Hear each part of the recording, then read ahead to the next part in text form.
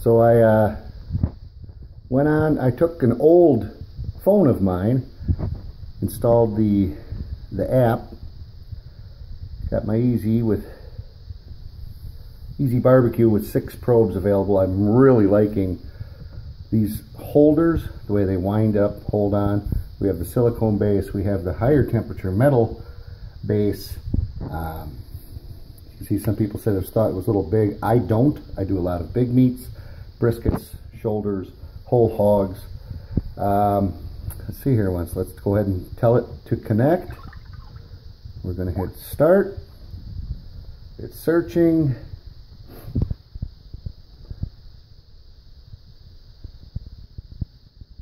Not really positive what it's doing, but it's looking. Device is on. It's trying to pick up all that stuff. Now this was sitting in the box, which I thought was pretty well packaged. I recently did compare it to my Thermapen. We'll pull that out of the drawer right now. Now this was in a cold spot.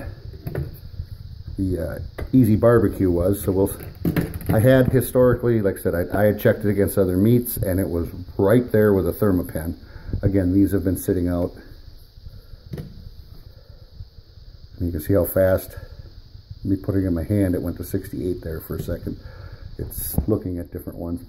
We are going to be doing my mustard crusted beef tenderloins on the Weber grill. Now normally I have a pit that holds 700 pounds of meat. It's a brisk fall day here in Wisconsin. I'm not firing up the big pit for this little bit of meat.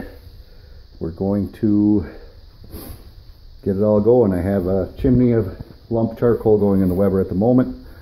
We'll break here and there to see what's all going on. The phone goes to sleep. And turn on your Bluetooth. Power on your device. It looks like it's talking to it. Bluetooth is on. Hopefully it hooks up this time. There'll be more. As soon as I did tap the button again on the top, which the screen was telling me to do, it immediately hooked up. And again, let's swipe that. So we are connected. It's telling me my different temperatures, and again, based on this was outside, I was playing with it. Now I have 3 probes connected at the moment. You can tell which one I had in my hand to warm it up. 68 versus 63. I'm sure if I can figure it out. I have them just kind of laying here. One of these is, yeah, that's the one I'm holding. And it reads pretty quick. As far as cooking barbecue goes, I'm content with that. Let's see what happens if I grab the other right one. Yeah, I grabbed the other metal probe, and she's jumping up to my fingertip.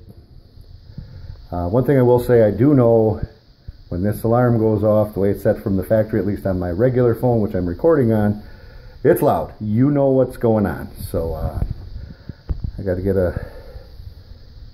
the grill the rest of the way ready for this, and we'll continue.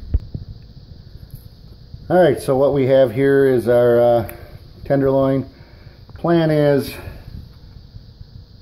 I do have some different sizes here. I cut it up. Obviously that middle one with the green in it is going to be done sooner than the larger center, or the big, what I call the boot. So I'm going to monitor both the meat temperature. I'm going to use one of the other high temp ones to stick through the holes in the Weber, so that we can just get an idea what it's actually cooking at. We're going to apply some of Mr. Tony's barbecue beef rub on top of our mustard crust. I know this video isn't about the recipe per se, but we got to get that plug in there. So that is my rub. I do barbecue for a living.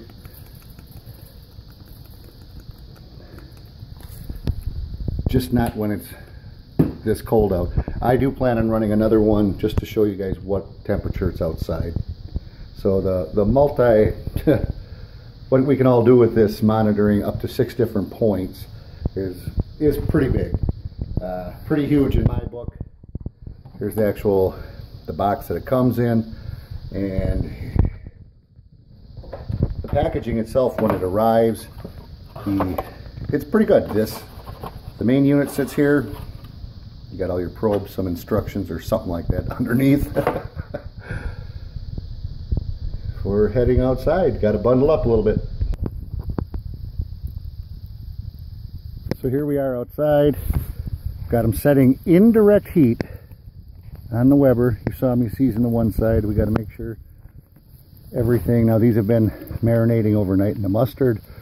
It is a system I've used in the past that works quite well.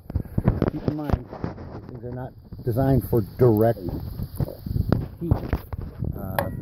The metal end, it says right on there, more so than the silicone end. Just adjusting a little bit. We want a nice even cook. Smaller ones further away. That's all. Alright, so what we have is our meat's going on the cooler side. Our probes in them, I don't know if you noticed, but I lost my train of thought there.